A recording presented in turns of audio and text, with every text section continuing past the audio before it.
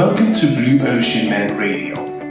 This is podcast number 26, your weekly podcast with entrepreneurs in the natural resources industry. They want to share their passion for their business with you. How did they end up doing what they're doing? What is their mission? Why do they want to share this with you? Today, we talk about streaming.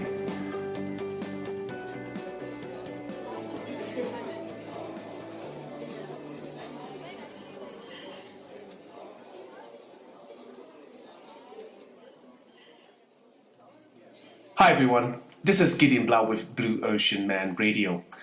Today we are talking with the founder and CEO of Rich Royalty Resources, Kyler Hardy. Kyler is originally from Telqua, British Columbia in Canada and travels a lot in Northern America for various businesses in which he's involved. His focus is energy and mining. He is, amongst others, the CEO of Equitas Resources Corp, a mining exploration company listed on the Toronto Stock Exchange. Right now, he is working on setting up the oil and gas royalty and streaming business in the US. Today, we are talking with Kyler about his oil and streaming business and, of course, about himself. So, Kyler, welcome to the show. Thanks, Gideon. Really happy to be here today. Very excited to be talking with you and delving into some of the highlights of our business here, Ridge Royalty. Very good, very good. Let's say before we dive into Ridge Royalty, let me start off by asking you a little bit about your background. Before you started thinking of Ridge Royalty, what have you been involved in the past? So I've been working in the natural resource sector for exactly half my life this year, so 16 years. I've been involved in everything from logging and engineering companies, right through to exploration management groups, logistics management groups, as well as founding several of companies myself and growing them from startups into significant operating businesses with a global footprint on them. And so your focus has always been, mining up till now. Mining primarily, absolutely. I have worked in the oil and gas sector on and off. Believe it or not, I was a roughneck for nearly a year and a half. Oh, really? In the oil and gas patch in Alberta and British Columbia. But primarily focused on mining simply because of the town where I come from is very, very mining focused. Okay, yeah, clear. So when was actually the moment that you saw this opportunity for going into streaming in the, let's say, in the oil and gas business? When was your aha moment? So it's actually a small series of moments, but the idea first came to me about a year and a half, nearly 2 years ago, when I was just selling another business of mine, and I was wondering, okay, in the mining and exploration business, you get a payday every 5 or 7 years. It's a very, very volatile, up and down business. And so I had to find a way to smooth that revenue curve out. And I said, well, I can't be the only one that experiences this. And talking to several people, and they said, absolutely, it's the same way. So I said, okay, well, how do we mitigate risk, and how do we do all this stuff so we're not involved in a risky business all the time? And it was actually I was actually walking around prospecting in the Yukon in the summer of 2014 when the idea of how to actually put the business together and the whole business model, it blasted into my head just all of a sudden, and I said, wow, that's exactly how to do it. I'd kind of been percolating for 6 or 8 months of trying to figure the pieces out, and then finally it just boom, it was there all of a sudden. And so I headed back to camp right away, and I wrote a business plan for it and started putting the pieces together. Okay, great. So maybe there's listeners now that say, okay, I've heard about royalty in oil and gas, but what's streaming, and if you compare the two, in what way are they different? Great question, actually. So I'll start with royalties. Royalties, most people understand what a royalty is. It's a piece of the action right off the top before the product is sold essentially. So it's a cash payment for either having done something for the project or been the vendor of the project, et cetera, et cetera. So numerous ways of doing that.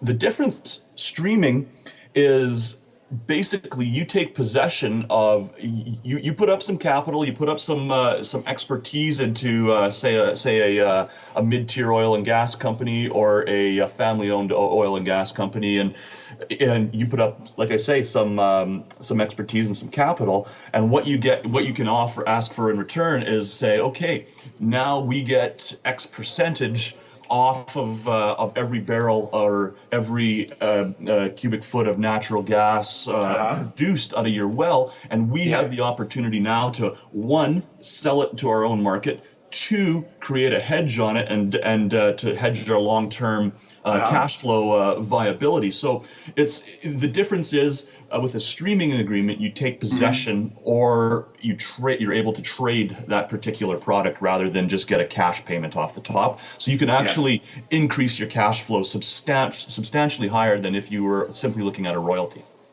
So that would also mean for, let's say, the seller, the operator, that his, let's say, his P&L would look a little bit different, because you're not just the one that's giving away the royalty, but you're also selling, maybe at a different price, product to your streaming partner.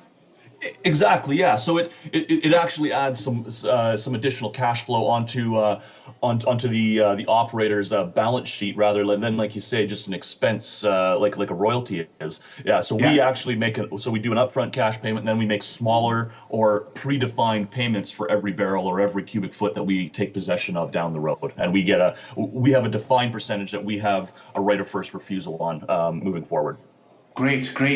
And everybody knows about streaming, let's say, in mining by now. It might be new, let's say, the streaming business still to some minor exploration companies. But in oil and gas, it's definitely something that's completely new.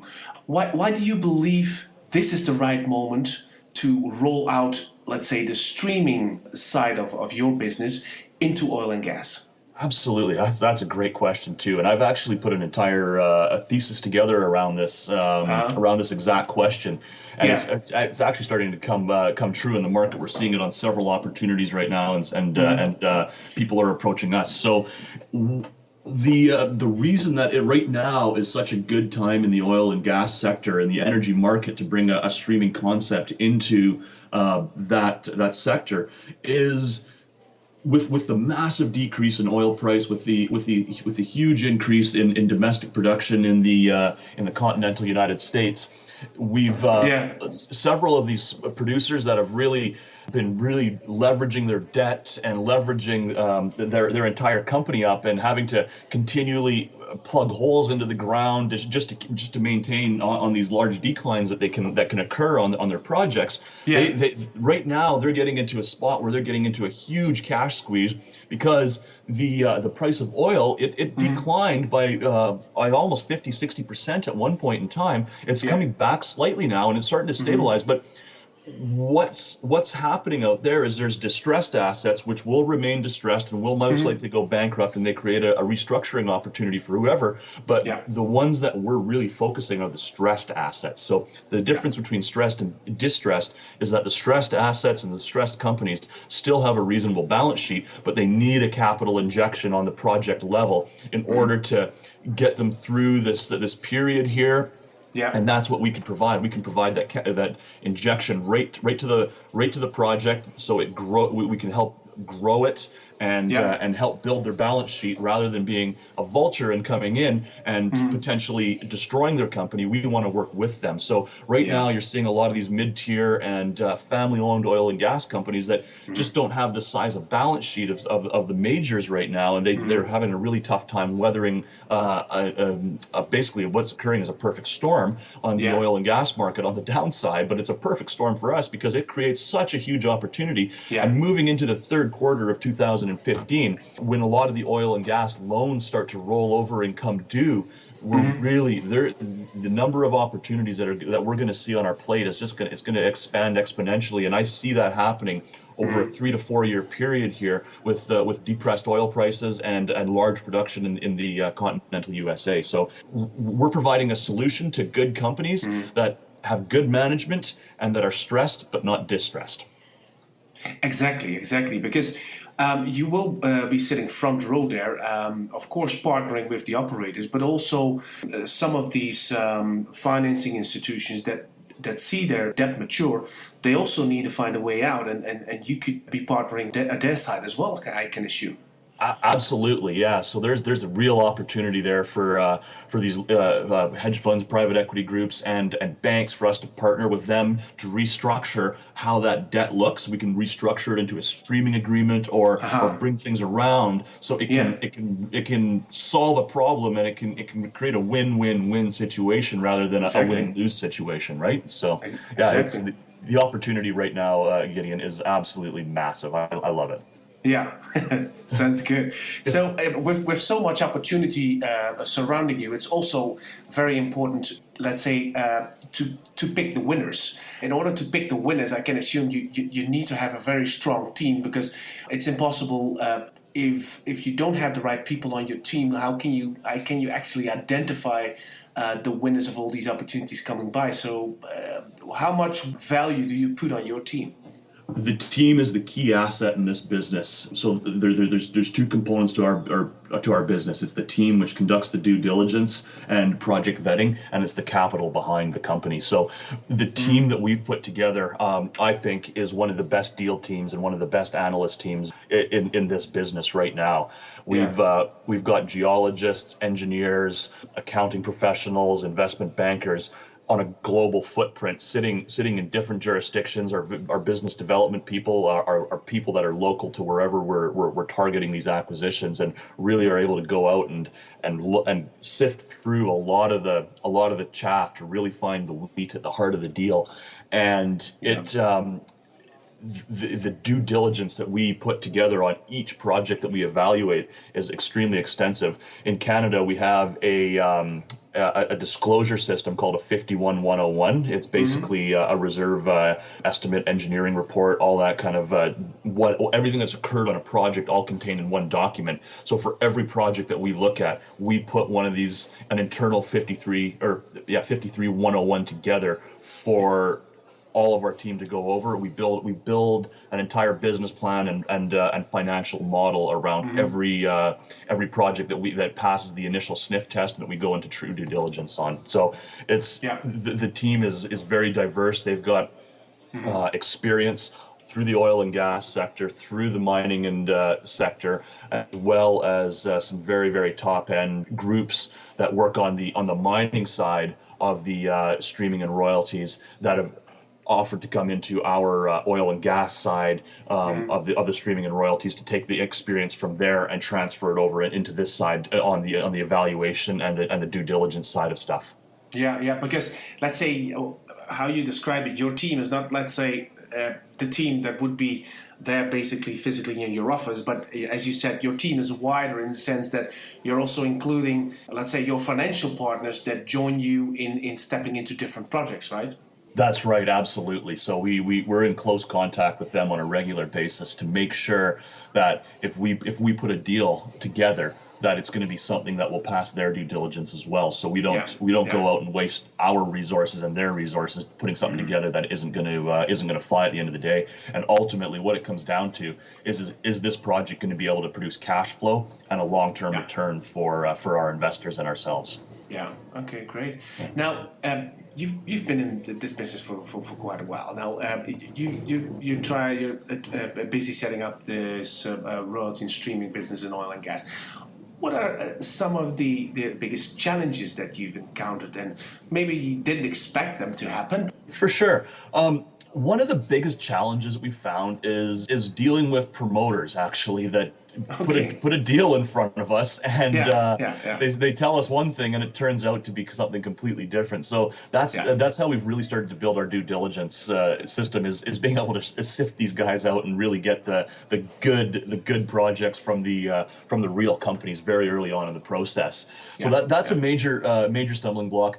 And the simple fact that we are a junior, small company right now, we're just getting going. All the pieces are falling into place. We've got our letters of intent in place, but people do have a tough time taking a bit of a swing at a new company. So it's not necessarily a bad challenge, but it is a challenge on the financing end. And Yeah. ultimately, what it comes down to, our two biggest risks in this company are due diligence and financing. Making sure we have good projects and making sure we Yeah. have the capital available to us.